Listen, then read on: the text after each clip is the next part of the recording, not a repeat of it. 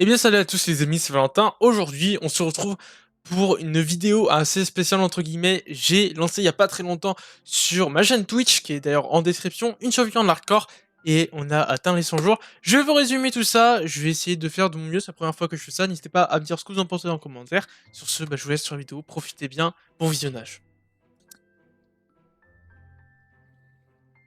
C'est ça ce qu'il appelle un bon spawn? Bon bah voilà, c'est parti, et malheureusement, premier monde créé, j'ai vraiment un spawn catastrophique, je tombe à côté d'une tour avec des pillagers, donc ça va être très compliqué pour un début, et en plus dans un biome de neige, donc c'est vraiment pas top top. Bon, arrivé là, vraiment, spawn, vraiment c'était n'importe quoi, du coup j'ai décidé de tout simplement me suicider. Hop là, ouais. Allez, stop les chargements du terrain et... Ok, bon, c'est pas un biome plein, mais je préfère ça qu'un biome neige. Et c'est nickel, cette fois-ci je tombe pas dans un biome neige, je vais pouvoir du coup commencer ma survie correctement. On va récupérer un peu de bois et on va vite essayer de trouver un village, donc un biome plein. Je vais, après avoir récupéré ce bois, vite fait faire des outils en bois pour tout simplement récupérer de la nourriture ou même juste récupérer des ressources plus rapidement pour tout de suite aller chercher un biome plein. Donc je vois. Je récupère de la pierre, ensuite du charbon pour simplement faire cuire mes côtes de mouton. Et je pars ensuite du coup en bateau pour trouver des navires abandonnés pour me faire déjà une petite base de stuff ou même après essayer de trouver un biome plein pour des villages. Au bout d'une dizaine de minutes, je trouve enfin une île et c'est une île mushroom, sachant que la nuit est en train de tomber, ça va vraiment pas mal m'aider pour la suite. Et je me craft mon premier lit pour enfin passer la toute première nuit de cette survie hardcore. Et après cette première nuit passée, je continue encore et encore à trouver des bateaux pour tout simplement me faire encore du stuff. J'ai de la mousse. En fait, il va y avoir... Oh, let's go. Ok, ici. Ok, et c'est nickel du coup. Avec toutes les épaves que j'ai réussi à faire et les cartes au trésor, je me retrouve avec vraiment pas mal de fer, dont 10 dans ce coffre et 9 dans celui-ci, qui m'en fait au total 19. Et avec ce fer là, je vais commencer par me faire un bouclier, c'est très important, surtout dans corps et moi. Et ensuite à faire un plastron et des jambières. Mais malheureusement, j'avais pas vu que tout simplement dans un des bateaux que j'ai récupéré, il y avait un plastron avec malédiction de lien Ethernet. Et malheureusement, ça je ne l'avais pas vu, ça fait que je ne peux pas du tout l'enlever. Et voici la fin du coup des 5 premiers jours Minecraftiens. Bon, c'est nickel, j'ai réussi à trouver un petit biome plein. J'avais oublié de lancer le rec avant, donc malheureusement, il n'y a pas l'extrait où je l'ai trouvé. Mais sur ce biome plein, tout simplement, il y a un petit village PNJ qui va être du coup très utile. Et voilà, j'ai squatté une petite maison de PNJ, je l'ai agrandie pour pouvoir stocker tout mon stuff. Je commence à partir dans les grottes pour me faire une base de stuff en fer. Malheureusement, la grotte était vraiment très petite, j'ai pu récupérer que du charbon et du fer. Je n'arrive pas à trouver de grotte, du coup ça m'a saoulé et j'ai commencé à faire un petit terraforming pour faire un petit champ pour tout simplement pouvoir faire reproduire les villageois avec des carottes. Une fois terminé, je finis pour ce jour 2 de stream au jour numéro 15. Pendant tout le jour 15, je me suis occupé du niveau esthétique du village, ou en tout cas une partie du village. Du jour 17 à 23, je construis une maison pour accueillir des villageois et faire leurs échanges. Au niveau du 25e jour, j'ai ramené les PNJ à l'intérieur de la maison pour qu'ils prennent leur métier pour faire des échanges. Arrivé au jour 28, j'ai vu qu'il me manquait des PNJ, donc c'est pour ça que j'ai décidé de construire une maison pour les faire reproduire. Et après on est reparti sur des PNJ et au bout de 5 minutes, à chaque fois je retrouvais un nouveau livre, je tombe enfin sur du raccommodage. Pardon. J'avais pas vu ça. Du jour 29 au 31, du coup, c'était le rush pour sauvegarder absolument ce livre raccommodage qui va être très utile pour la suite. Je finis d'échanger mes dernières émeraudes avec le fameux PNJ raccommodage et là je vois qu'il me propose en deuxième livre encore un livre raccommodage qui me coûtera encore moins cher. C'est un bien pour un mal entre guillemets, même si en vrai ça aurait pu être pas mal d'avoir un autre enchantement. Et voilà, c'est la fin du coup du troisième jour de stream et on s'est arrêté du coup au jour 31.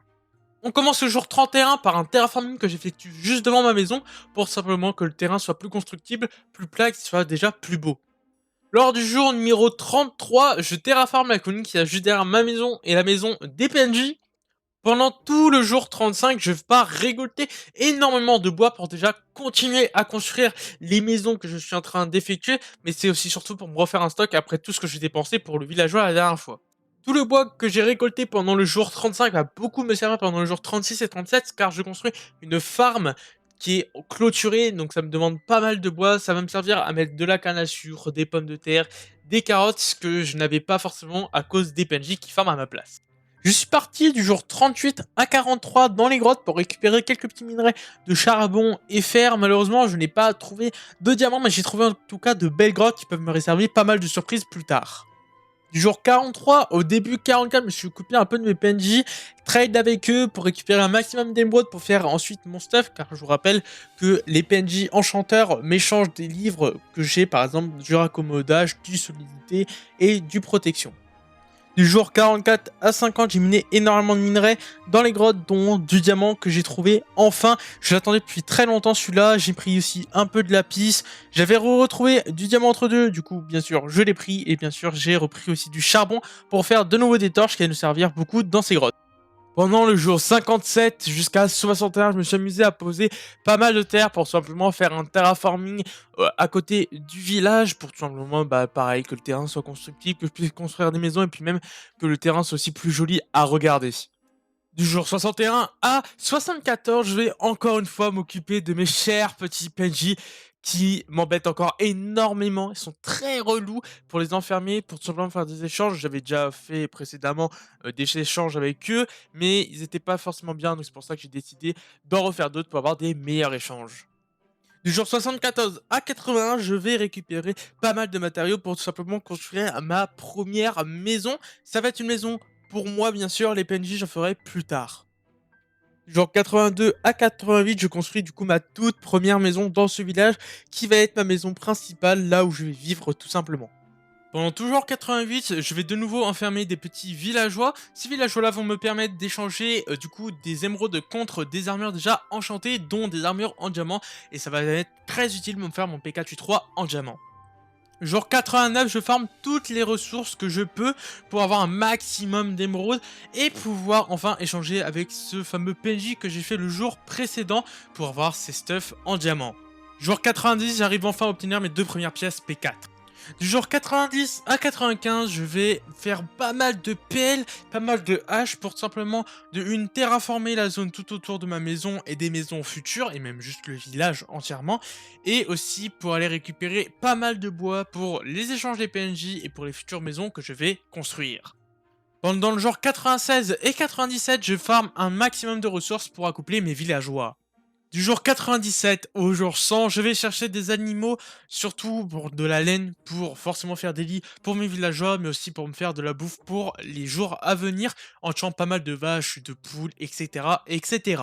Voilà, c'est comme ça que j'ai survécu 100 jours en hardcore. Bon, j'ai pas fait tout ce qui est Wither Under Dragon, j'ai pas voulu tenter ce risque-là. Mais comme vous voyez, ici, j'ai pas mal avancé. Or, là, on est déjà à jour 155. Si vous voulez suivre tout ça, ça va être bientôt. Surtout, je vais bientôt reprendre parce que là, je vais pas vous le cacher, ça fait environ 5 à 6 mois que je n'ai pas fait cette survie-là. Parce que tout simplement, j'en ai fait une autre entre deux qui est toujours en actualité. Si vous voulez voir tout ça, c'est en chaîne Twitch en description. Bref, sinon, un grand merci à tous ceux qui ont suivi cette vidéo jusqu'ici. Si vous me retrouvez, c'est presque tous les soirs sur Twitch, qui est en description comme je viens de vous le dire. Et nous, on va peut-être se retrouver pour une prochaine vidéo. Je vais vous montrer du coup mon énorme projet que j'ai fait sur mon autre survie. Bref, allez, sur ce, c'était Valentin. Je vous dis à la prochaine. Ciao, ciao.